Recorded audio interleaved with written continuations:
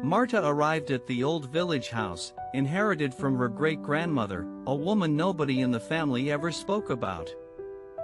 The lake behind the house looked calm, but something in the air felt strange, like time itself slowed down near the water. A neighbor warned Marta not to go near the lake after sunset. "They return," she whispered, staring out the window in fear. Marta didn't ask who they were, thinking villagers were just superstitious. But that same night, something strange began to happen. Wet stains appeared on the bedroom ceiling, like it was raining indoors. But the roof was whole, and outside it was dry. In the morning, Marta found wet footprints on the floor. They led from the door directly to her bed, yet the lock was fine. In her great-grandmother's library, she found a diary. On the last page, it read, "They will come when water freezes in eyes." The phrase haunted her. She walked to the lake. The surface was still, like a mirror, and the reflection felt wrong. In the reflection, Marta's face smiled, though she remained still. Her reflection slowly raised its hands toward her. Her heart pounded. The reflection whispered silently. Marta heard the words not with her ears, but inside her head, "Bring us back." She collapsed to her knees, feeling her mind slipping, like her thoughts were being pulled into the cold, deep water. She woke at night by the shore, covered in mud. The house was glowing inside, though she didn't remember walking back. Inside, it smelled of smoke, though nothing burned. Bowls of water stood in every room, each holding dolls with empty eyes. Marta threw out the dolls and locked every door. But that night, she heard water splashing. Someone wet was walking through the house. She hid under the blanket, shivering. She felt a cold presence nearby. A drop of water landed on her cheek, like a wet kiss. In the morning, the mirror was shattered. On the shards was a word, "Help." Marta rushed to the library, there must be answers. She read until sunrise. The diary described a ritual to trap the water shadows inside a sealed circle, but it must be exact. It required lake water, ash from burned dolls, and a mirror seen once by the betrayed one. Marta didn't know what that meant. But she had already burned the dolls. She only needed lake water now. At dusk, she filled a jar, hands numb from the cold.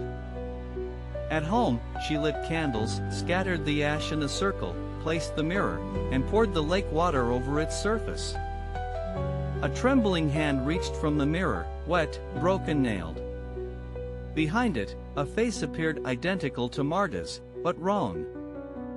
She didn't move. Just watched. The hand touched a candle, its flame died instantly, yet the circle stayed unbroken. The shadow screamed, and the reflection melted like water under sun. The room returned to stillness, as if nothing happened. But the mirror stayed clouded, and Marta's reflection was gone. She sat in silence, waiting. Was it truly over?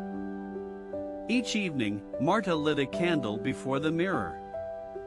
Sometimes it shimmered faintly, like someone was watching from inside. One night, a knock came at the window. A girl stood there, hair soaked, staring directly at Marta. She opened the door, no one. But wet footprints trailed across the floor, leading to the bathroom, where the tub was full. Inside floated a doll, the same one she had burned. But now, it looked new, untouched, returned from nowhere. Whispers echoed from the water. A voice rang inside her skull, "They never left. They're only waiting." That night, Marta sealed every door and window.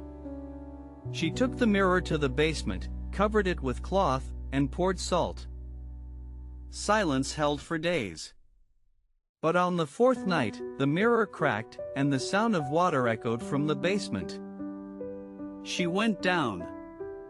The floor was damp. The cloth lay aside. The salt had turned to black mush, like it had rotted.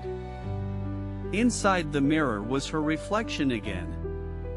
But it didn't move. It just stared, sad, tired, alive. Marta whispered, "What do you want?" The reflection folded its hands in prayer and vanished. The room filled with lake mud stench. In the morning, she found a new diary. On the cover, "You are next. Keep the circle. Don't let them go." Now she understood, the circle didn't banish them. It only held them near, as long as someone believed and stayed inside. Each day, Marta felt her voice grow fainter. The reflection grew sharper. They were trading places slowly, night after night. Sometimes she felt she was inside the mirror, and the other lived her life, walking the halls, watching the lake. The neighbor returned. She looked at Marta and said, "You're not you anymore. The lake took you. Only a shadow remains." Marta didn't argue. She just smiled. In her eyes, no light reflected, only the still, black surface of the water. Marta didn't sleep that night. She sat with the mirror covered, listening to faint splashes echoing from somewhere deep beneath the house. She began hearing voices in her sleep, names she didn't know, whispered in languages she never learned. They always ended with her own name. One morning, the lake had risen several inches overnight, flooding the garden. Fish bones lay scattered near her door, as if something had crawled out. She decided to visit the church ruins outside the village. Locals claimed it was built over an ancient spring that was never meant to be opened. Inside the ruins, she found a cracked mural, figures drowning, arms outstretched, and one woman standing dry in the center. She looked just like Marta. An inscription beneath the mural read, "The keeper must remain, or the gate shall open and all will return." She shivered reading those words. On the way home, storm clouds gathered unnaturally fast. Rain fell in heavy sheets, but only around Marta. The village behind her remained dry. Inside her house, water leaked from the walls. A soft, gurgling laugh echoed from behind her closet. But no one was there. She opened the trapdoor to the basement and found a small pool forming. In it, something shimmered, eyes watching her from the water. She whispered, "What are you?" The water rippled and responded with her own voice, "We are the waiting. You are the door." Marta dropped the flashlight and ran upstairs. Every mirror in the house now showed different versions of her, older, younger, twisted, soaked. One mirror showed her sleeping in the garden. Another showed her under the lake, unmoving, hair flowing like weeds. She smashed the mirrors, but they kept returning the next day, clean, intact, waiting for her gaze again. Marta wrote to a historian in the capital, describing what she'd seen. The reply came 2 days later, "Do not stay another night." The historian added, that lake was cursed in 1832. The original village was drowned. The ones who remained became part of it. Marta packed to leave, but when she opened the front door, there was no path, only water, stretching endlessly where land used to be. Her phone no longer worked. The power was gone. Time seemed different, days passed, but the sun barely moved across the sky. In desperation, she performed the circle ritual again. This time, the mirror didn't respond. Only silence and stillness answered her. She opened her great-grandmother's trunk and found an old portrait, a young woman by the lake, smiling. It was Marta, exactly her face. She realized the truth. She was not the first Marta. She was the next vessel. Her great-grandmother had escaped, but only for a time.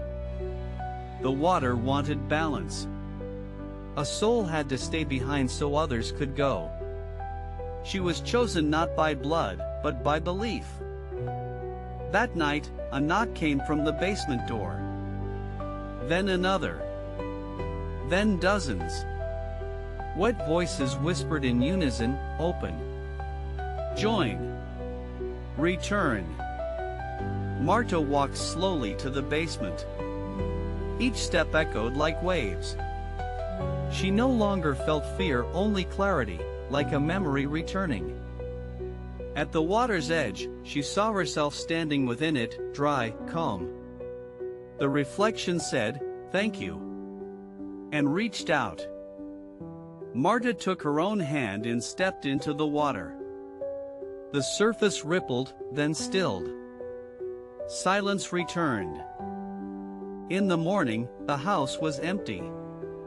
The lake was lower than before. The garden was dry. But the mirrors still stood.